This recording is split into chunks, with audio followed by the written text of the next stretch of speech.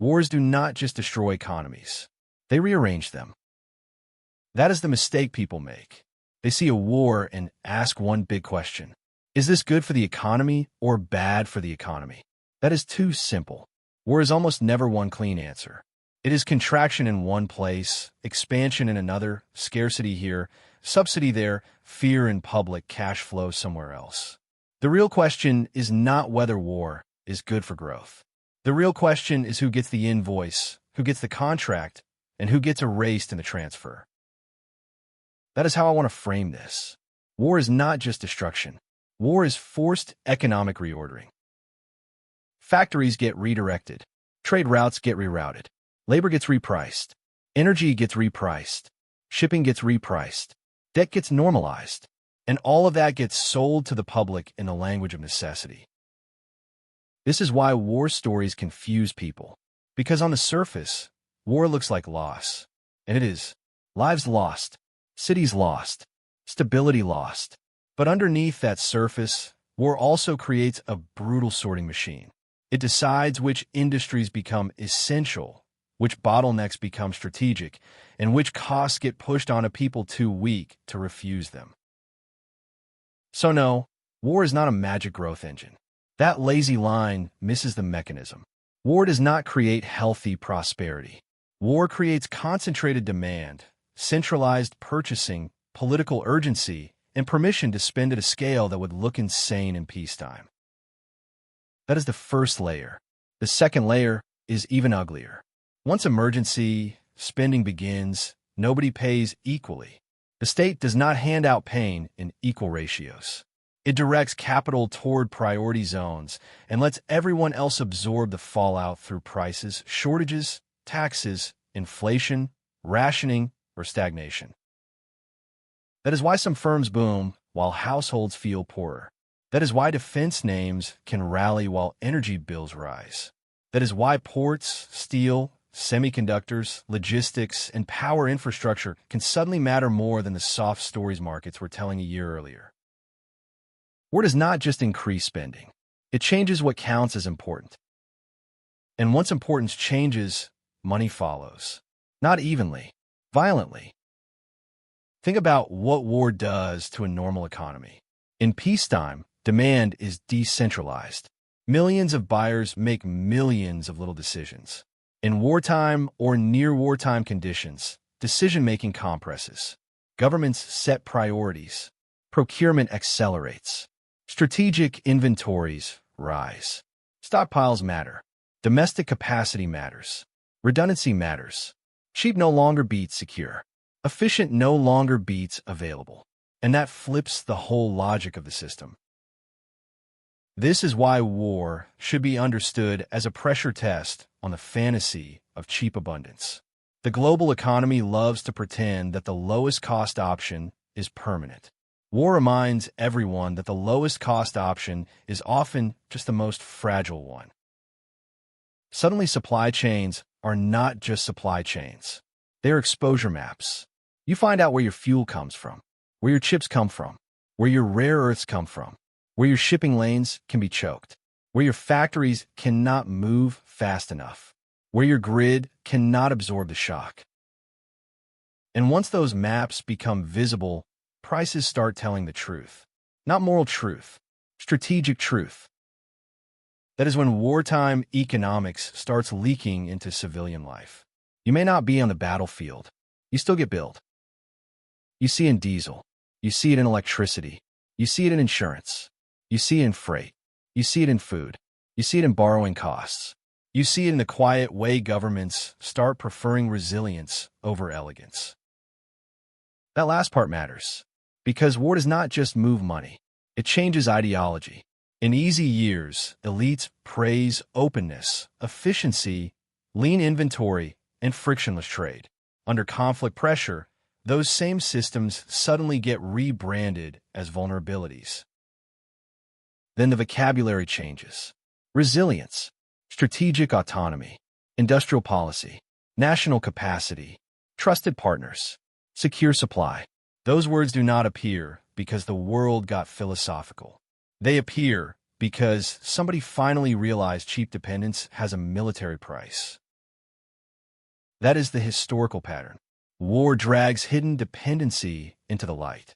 And once dependency becomes visible, states do what states always do. They intervene. They subsidize. They ration. They prioritize. They borrow. They redefine what is acceptable. Look back across history and the rhythm repeats. Large conflict does not simply burn money. It reorganizes production around urgency. It rewards scale, logistics, and proximity to power. It punishes delay, softness, and distance from the state. That is why wars often accelerate technologies that would have taken longer under normal market incentives. Not because war is efficient, because war removes hesitation. The budget gets opened. The tolerance for waste rises. The political argument gets shortened. And the moral cover of emergency lets governments do in months what would take years under ordinary resistance. That does not make war productive in a healthy sense. It makes war administratively forceful. And when people confuse those two things, they start repeating stupid lines like war is good for the economy. No, war is good for selected contractors, selected infrastructure, selected extractive chains, selected lenders, and selected political agendas. That is not the same thing as broad prosperity. If the public gets inflation, shortages, taxes, deadweight debt, and a weaker sense of security, you do not get to call that a win just because a few sectors posted beautiful numbers. That is where the bill matters. War is a transfer machine. It transfers safety away from civilians. It transfers decision-making toward states. It transfers bargaining power toward large institutions.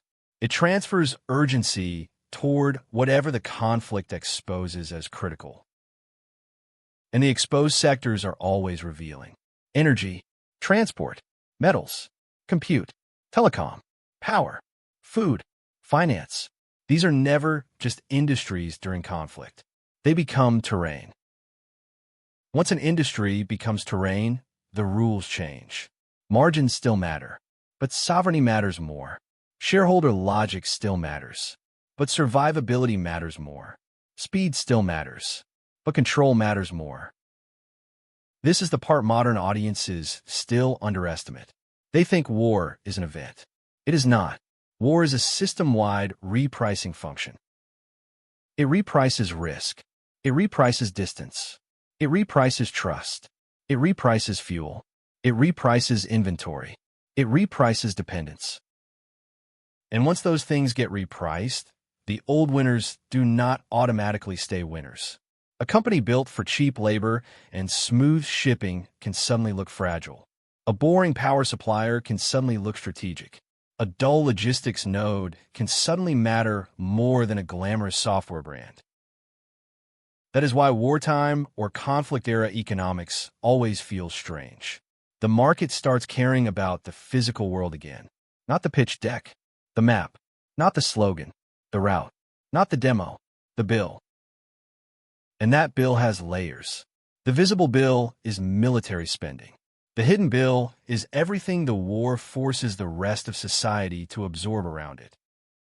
That includes delayed investment, consumer anxiety, input shocks, insurance repricing, reindustrialization costs, strategic stockpiling, currency stress, fiscal expansion, interest rate complications, political fragmentation. So when somebody says war boosted the economy, ask them one simple question. Boosted for whom? For the median household, or for the contractor, for the long term, or for the procurement cycle, for broad productivity, or for emergency output under state direction. Those are very different things, and history gets distorted when people treat them as the same. The cleaner way to say it is this. War does not create wealth out of nowhere.